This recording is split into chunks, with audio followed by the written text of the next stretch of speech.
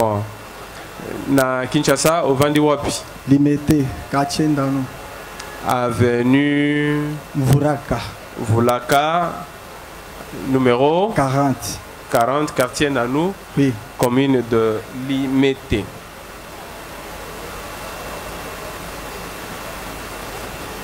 Pesa micro na prévenu Wamanga Nzembele. Kombo na yo? Kombo na nga Wamanga Nzembele Léonard. Bandela. Wamanga Léonard Nzembele.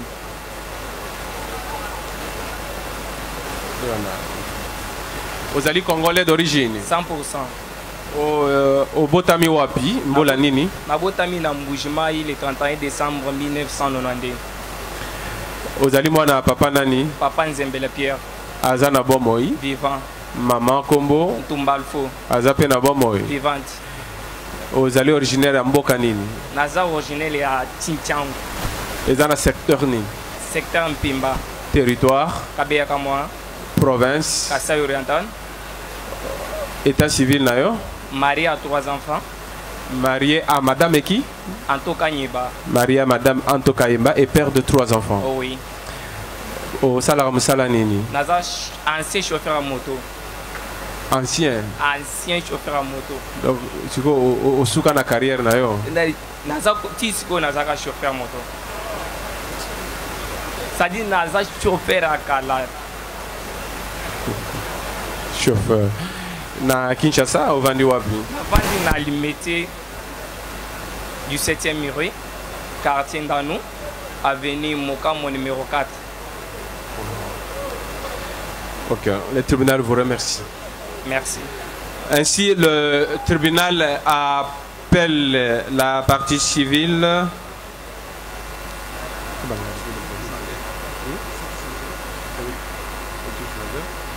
La République démocratique du Congo. On commence par la mère patrie.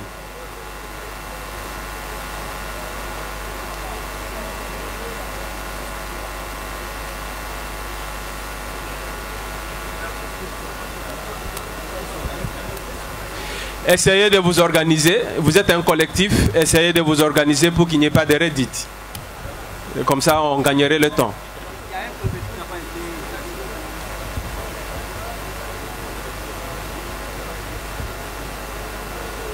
S'il vous plaît, Monsieur le Président, on signale qu'il y a un prévenu qui n'a pas été identifié. Deux par ailleurs, 2 prévenus. Comment ça? C'est pas possible. Lequel? Ah? Ambalou Ndemba. Ah, ça c'est très bien. Oui. Nani Lissus? Yokaka. Vous pensez à Micro.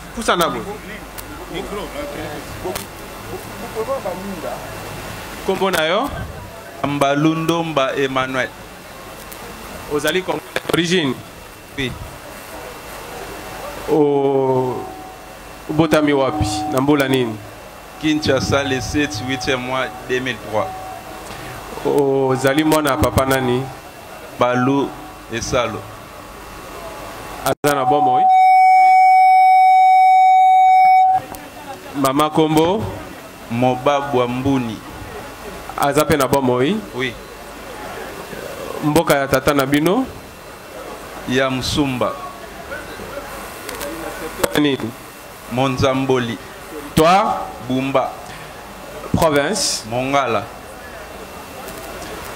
État civil? La terre. Osala Musala Nini?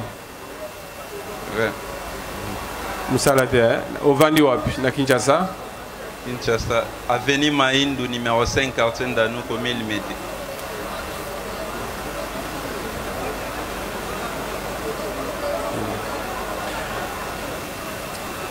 Ok, le tribunal vous remercie. Zongisa micro.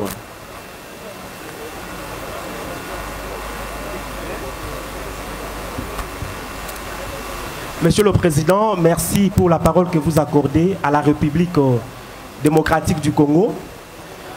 Bon, la République vient appuyer les accusations du ministère public et se constitue partie civile à ces procès pour pour le fait ayant trait à la sécurité intérieure de personnes qui est menacée par ces groupes de malfrats, cette bande de criminels. Et c'est pour cette raison que la République, en tant que mère patrie, qui a l'obligation de sécuriser le peuple ainsi que leurs biens, se constitue partie civile à ce procès pour obtenir la réparation des faits dont elle est victime. Car si un compatriote est touché, c'est toute la République qui est touchée dans son obligation d'être la mère patrie, sécuriser les garants de la sécurité, sécuriser les territoires, sécuriser la population et sécuriser leurs biens. Donc au moment venu, nous allons développer en quoi et démontrer en quoi la République est préjudiciée par le fait de ce malfaiteur, de cette bande de criminels. Nous avons dit sous peine d'être ajouté par les confrères. La République remet la parole à la composition. Non.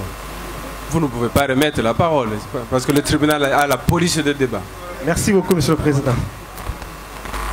Le tribunal appelle la partie civile Lioso Botende.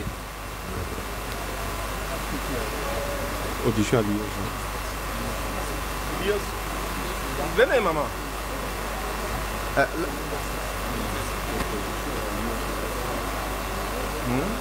Non.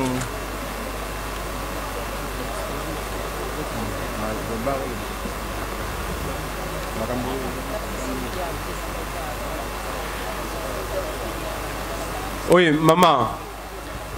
L'Obana tribunal, Makamonini et Komelakio. Oui, maître.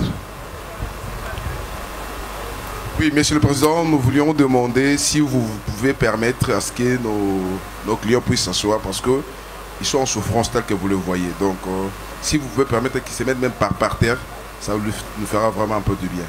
Nous avons dit merci. Pas de problème, mettez-vous. Autorisé.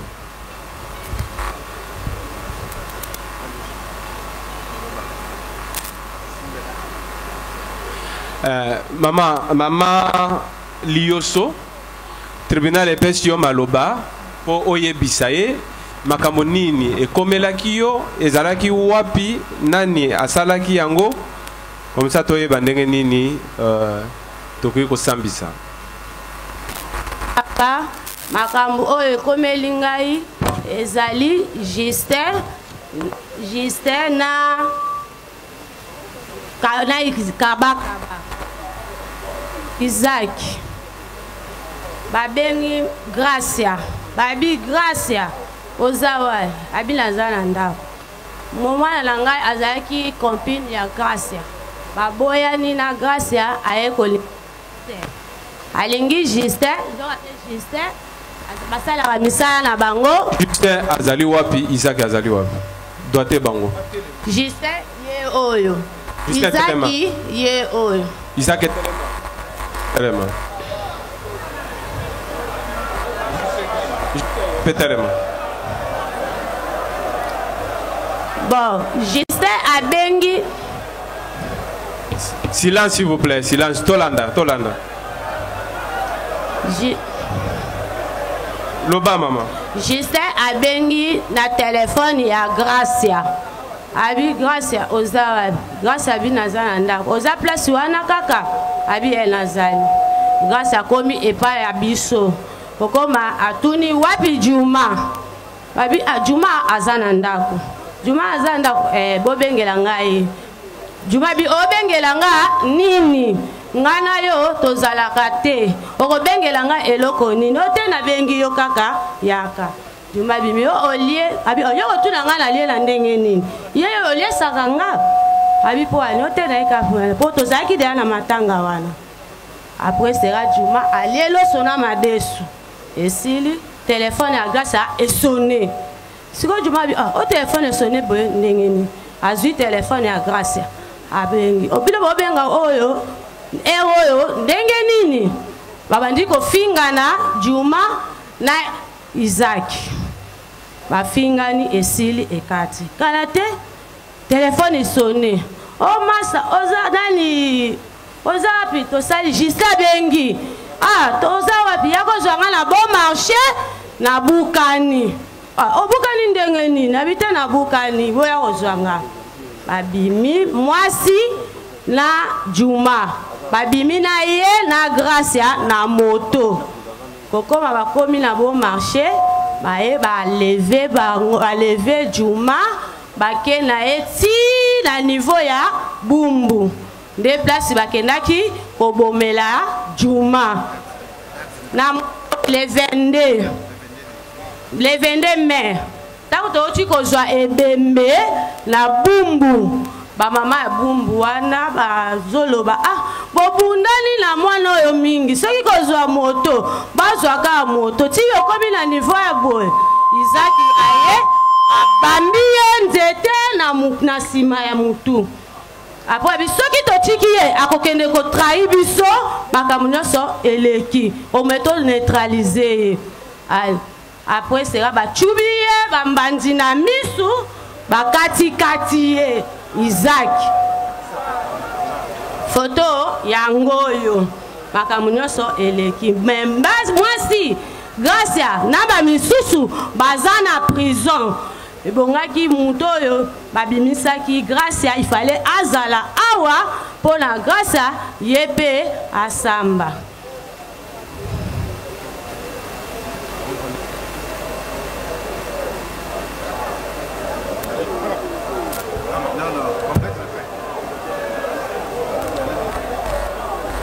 Maman Essili. Mais, Monsieur le Président, nous pouvons la compléter. Oh oui. Oui, allez-y, confrère. Alors, dans les compléments de fait votre honneur, Gracia et la copine de Juma, son fils, pour raison de précision. La dite Gracia est en prison.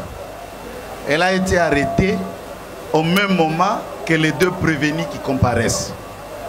Chose grave, ils ont recouvert leur liberté.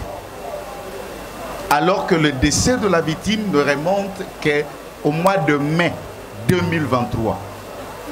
Moins d'un mois. Mais la dite Grâce est encore en prison. La copine qui était celle de Juma et les complices déjà libérés. C'est à travers la télévision que la dame découvrira que les assassins de son fils sont en liberté et on les a à nouveau appréhendés. Voilà en quelques mots où nous nous remettons. Nous avons voulu préciser et compléter devant le tribunal. Maman, Joa micro. Nani ayebisaki yo que ezali Isaac na Gracia nde babomaki Juma.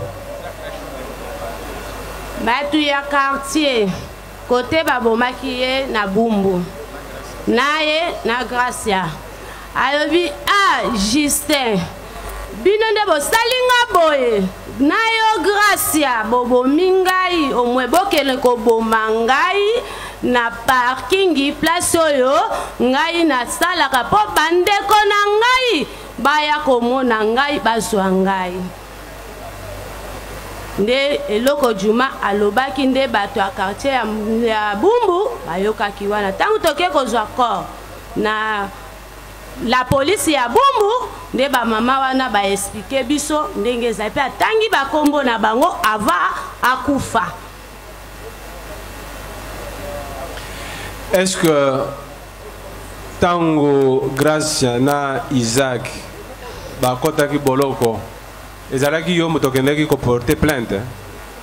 Ezali tangu tokabakangi Gracia bakei na ye bakimisaki ye liboso na commune. Ta bakimise na commune nde sikoyo makila kaka ya Juma ebendi Gracia ye moko azongi tina commune. Nde biso nde tokendaki ko leki na nga mwasi Valérie ndakendaki ko plainte place na parquet tozana pe la mikanda parquet ezali awa na numéro dossier nyonso dans nango awa. Oui maître. Certainement nous avons voulu compléter, c'est sa petite sœur, elle est revenue que pendant le deuil sa petite sœur Valérie qui est là, que nous avons assisté devant le parquet, celle qui a porté plainte devant le parquet, et cette initiative qui a concouru à l'arrestation de prévenus qui comparaissent aujourd'hui. Elle est là, Valérie. La sœur, donc la tante maternelle à Djouma, la victime.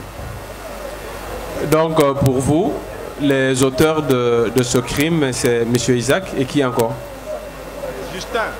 Et Justin. Justin, c'est celui-là. Monsieur Isaac, prévenu Isaac, tellement. Oui, monsieur le procureur.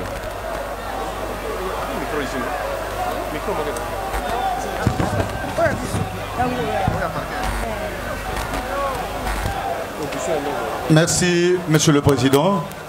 Monsieur le Président, Madame, Messieurs du tribunal, nous aimerions corriger ce que nous venons d'entendre. Ou bien, par votre tribunal, que la partie civile vous dise, Messieurs, lors de cet homicide, il soutient que le prévenu avait été arrêté, puis relâché. Est-ce qu'il peut dire à votre tribunal où le prévenu avait été arrêté et relâché? Mutuna ya procureur ezali boyebisa na tribunal po bino bouti koloba awa que Isaac bakangaki ye pe batiki ye. Nani akangaki ye pe nani atikaki ye?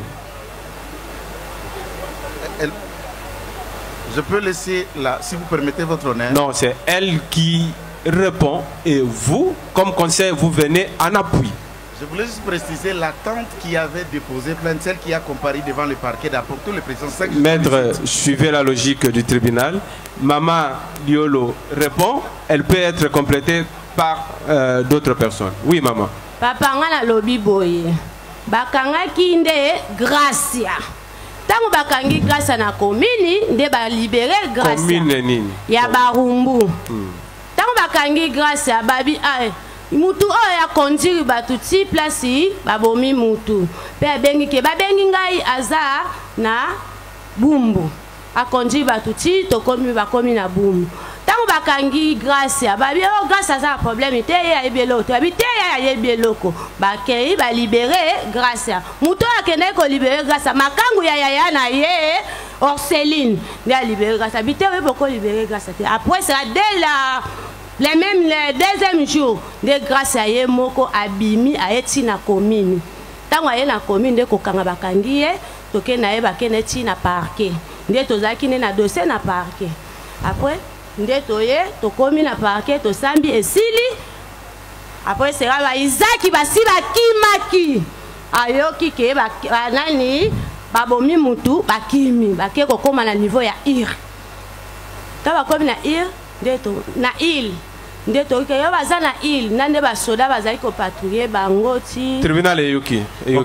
le Président, il est important que ces genres de choses soient redressées. Les avocats, comme auxiliaires de la justice, doivent concourir à une bonne manifestation de la vérité au lieu de vouloir inciter toute une population contre les gens qui travaillent pour une bonne administration de la justice. Je voudrais informer à votre tribunal, porter à la connaissance du tribunal, qu'un dossier est ouvert à mon office sous RMP 36123 à charge de Lusala et Kukiota et Aluma Gracia qui sont placés en détention à la prison centrale de Makala. Alors il ne faudrait pas qu'on vienne avec des hérésies pour vous raconter n'importe quoi. Donc je crois qu'en toute sérénité, nous avons l'obligation de mener des investigations pour la manifestation de la vérité et pour que la partie civile ait réellement réparation. On n'est pas venu faire des spectacles ici. On est venu pour une bonne administration de la justice. Oui, maître. Votre honneur, merci beaucoup pour la parole accordée.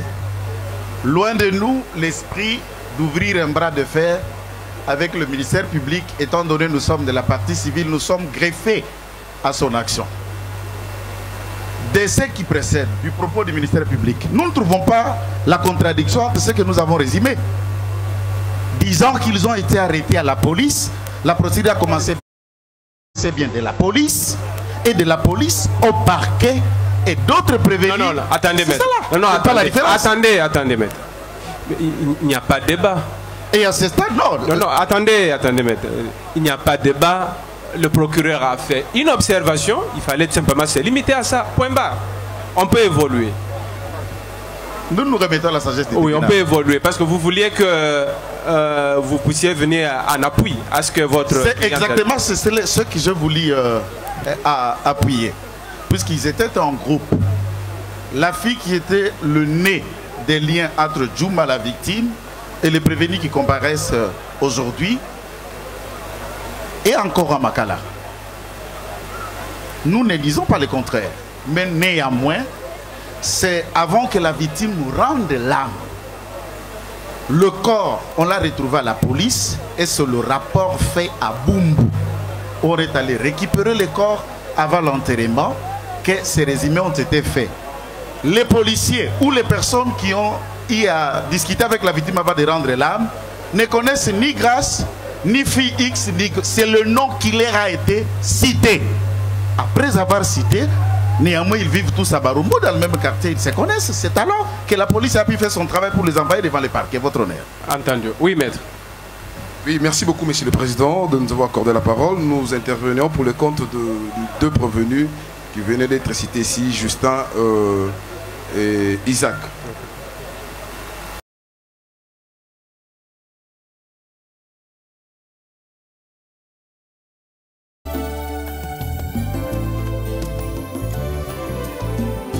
Éternel, je lève à toi mon âme.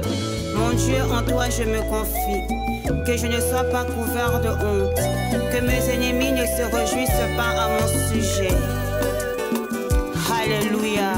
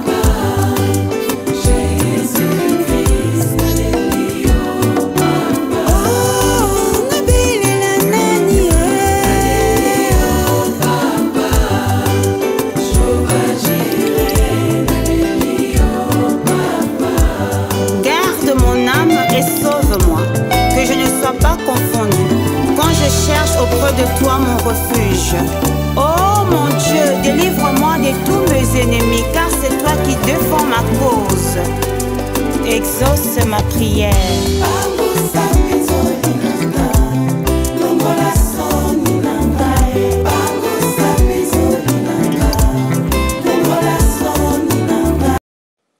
Agence Peniel Chekeira, France vers la RDC, service de fret maritime, là où il y a la confiance, la sécurité, la sérieuxité et l'honnêteté. Appelez, contactez et vous ne serez jamais déçus. Shalom, shalom, balingami, esika bozwami na France mobimba. Sango ya kitoko pe esengo toyeli bino. Agence na bino Chekeira Peniel Chekeira, agence oyo ya mosali na Nzambe. Mama na biso Nadège kitoko, la réserve de l'Éternel. Agence oyo etindaka biloko na Afrique. Agence ya fret maritime. Ndeko yaka. Contactez agence oyo kozala desu te. Tinda biloko nyonso za na besoin ko tinda. Frigo, congélateur, télévision, voiture, jeep, nyonso ba moteur à voiture, nyonso ngo tinda. Soki pozalaka na orphelinat na Kinshasa, ozalaka na ONG, ozalaka na fondation, ozalaka na charité, ndeko adresse ya kitoko yango okozala jamais déçu. Et pas na bango ata sardine bungaka te. Kaka ndengo tshaki biloko ndenge kokomela, tala kaka mosali ya Nzambe. Agence moto abangaka mwasi abangaka Nzambe, parce que bato nyonso basambelaka me bato babangaka Nzambe nde bango ndi bato akokoperi na bango nde kobenga. Toza na 3 dates toza na 3 dates oyo eza retenu le 20 juillet 2023. Yoka malamu ndeko, le 20 juillet 2023, le 25 octobre 2023, na le 20 février 2024. Yaka na biloko na yo, okozala jamais déçu. Bandeko Peniel Chekeira eza pe magasin. Magasin oyo ezoteka biloko nyonso ndeko. Eloko nyonso tokozala nango besoin mpona kosombela papa na yo, mama na yo, bandeko na oyo baza na Kinshasa, ndeko partout esika ozali na monde entier. Oza na besoin ya kosalela baparent na yo provision, parce que mbongo tindaka na place basomba biloko ya kolia. Mosusu ba jeune fille ba detona yango basomba bakabilo na bango, basomba babiloko na bango bamika. Assurer santé ya mama na yo na Chekeira Peniel, okozala déçu te. Yo futi kaka mbongo na France, kuna bake kotikele biloko nyonso oyo kolinga, nyonso ezali, nyonso nazoyebisa bino. Contactez Chekeira, okozala déçu te. Benga mama Nadège modèle okoyamba mila. Accueil oyo kozwa yo moko omonaki naza na adresse malamu, na bengi esika ya malamu, okozala jamais déçu. Nyonso eza basoso, basardine, basemoule, tout. Vivre frais, sorte vivre frais nyonso ezali. Bambisi okoka, bamakaya bu nyonso, savon, sucre, milk. Benga na numéro eza affiché na écran na yo ndeko. Agence P magasin Peniel Chekeira, assurance, sécurité, honnêteté, gentillesse, sérieuxité. Ba qualité nyonso to kitoko okokute pa mama na biso, la réserve de l'Éternel. Nzambe apambola biso nyonso.